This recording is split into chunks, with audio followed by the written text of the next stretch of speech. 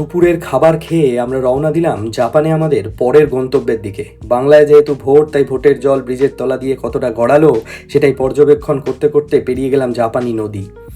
ভোটের জন্য যে হাঁটতে হয় তা আমাদের সবার জানা, এমনকি প্রাক্তন এমএলএ জীবনানন্দ দাশ লিখেছিলেন, 1000 বছর ধরে আমি পথ হাঁটিতেছি। সেই কবিতাই বুকের ভেতর নিয়ে হেঁটে চললাম, না চাঁদের পাহাড় নয়, পৌঁছে গেলাম কিয়োমিজু ডেরা টেম্পেলে। সেখানে জিম্বাবুয়ের পতাকা উঠতে দেখে যারপরনাই ঘাবড়ে গেছিলাম। ভাবলাম এই বিপ্লবের কথা তো আগে শুনিনি। আরও কিছুটা এগোতেই দেখা পেলাম মন্দিরের 3তলা মন্দির, পুরোটাই লাল। জয় মা কালী বলে আমরাও একটা ছবি তুলে নিলাম। মন্দিরের পাশে মানত করার জায়গা দেখে বুকে বল পেলাম। মন্দির বা মসজিদ যার যার, মানত সবার। এরপর বেরিয়ে পড়লাম পরের গন্তব্য ফুসিমি ইনারি শ্রাইন নামক আরেকটি মন্দিরের উদ্দেশ্যে। Early to bed, early to rise. সূর্য তখন কিছুটা ঝিমিয়ে পড়েছে।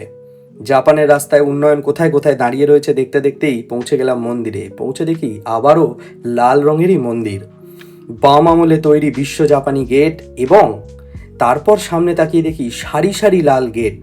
পশ্চিমবঙ্গ বোধহয় 34 বছরেও এত লাল দেখেনি যতটা লাল আমি জাপানে ঘুরতে ঘুরতে দেখে ফেললাম এই কদিনে। যাই হোক, সেই সমস্ত গেট পেরিয়ে যখন বেরোলাম তখন দেখি সূর্য প্রায় ঝিমন্ত, ঘুমিয়েই পড়েছে বলা যায়।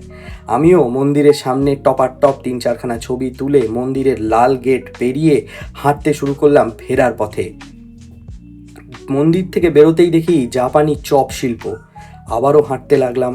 জীবনানন্দ দাশ বোধহয় জাপানের কথা ভেবেই লিখেছিলেন যে উনি 1000 বছর ধরে পথ হাঁটছেন, না হলে এত হাঁটার কথা তো আর কোথাও শুনিনি।